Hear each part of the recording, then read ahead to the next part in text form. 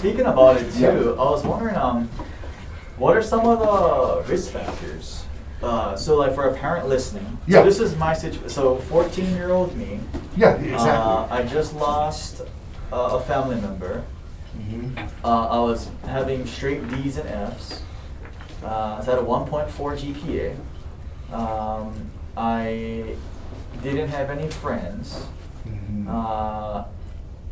And I wasn't really doing any sports either at the time.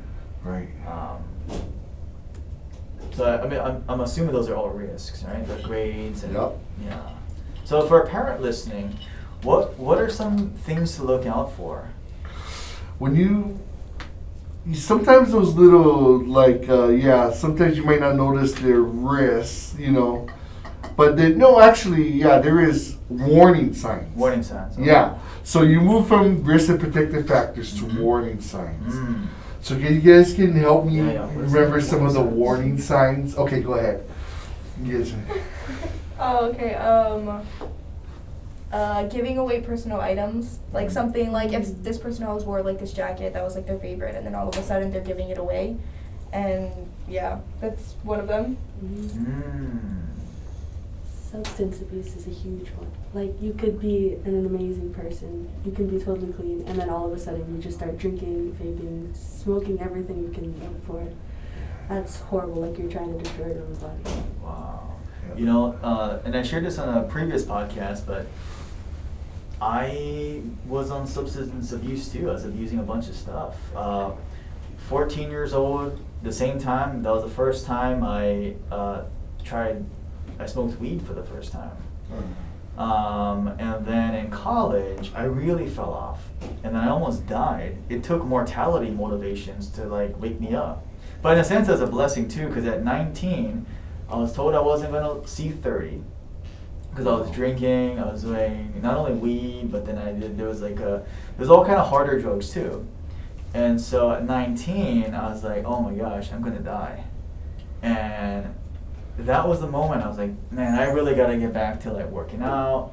And that's when I went headfirst into working out in jiu-jitsu and I went competition and wanted to better myself. But I mean, I'm grateful for all those bumps in roads, but man, that was dark because multiple times I thought about, wanting to end my life at that age too.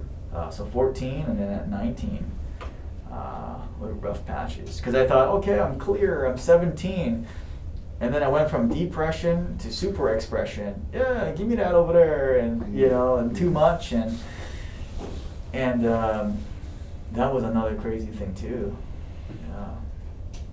Yeah. Being overdoing it. Yeah, just that's some of the warning signs too. Is just but yeah, you'd be surprised, the same kind of story what you're telling, kids are going through now, and don't have anybody, or either the will to even pull themselves out of something like that. Because once it starts, piling up, it's just, if you wasn't self-aware that, I need to get out of this situation, it's gonna head down very fast. And sometimes the warning signs is the way that parents out there or just teachers or just concerned just the community can just watch out for.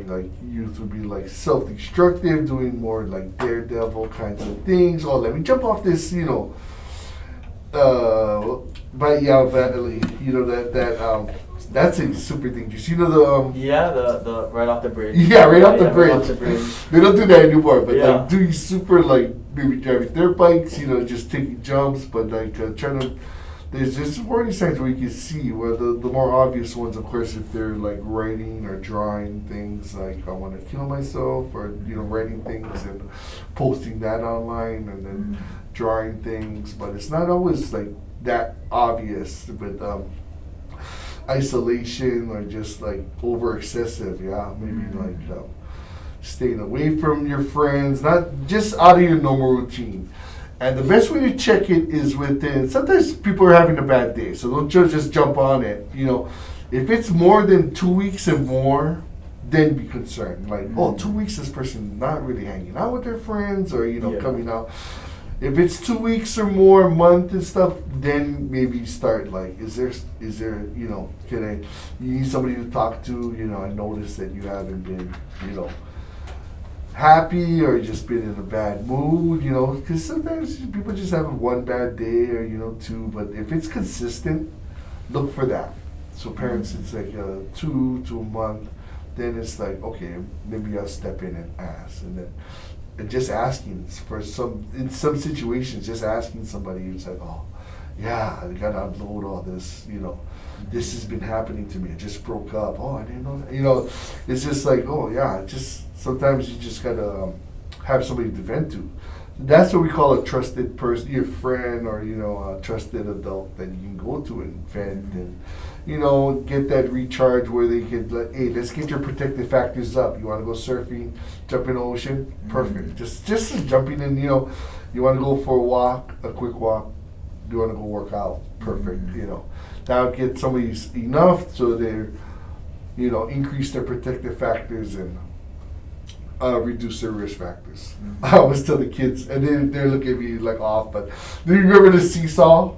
Oh yeah. They don't have those at the parks anymore, but they use this one that is super dangerous because I used to launch my sister off. I mean, like, but you know, it's like a seesaw. You know, there's the balance way, and then you know, where you perfectly balance the same weight person, or then somebody's heavier than the other person's lighter. It's like it throws things off. Yeah. So it's like, okay, you want to get your risk factors, if that's up in the air, you want to bring that down, bring your protective factors up. So at least your balance, or the best way is to have more protective factors. Your protective factors are up. So we try to, you know, see it that way, tell the kids that way.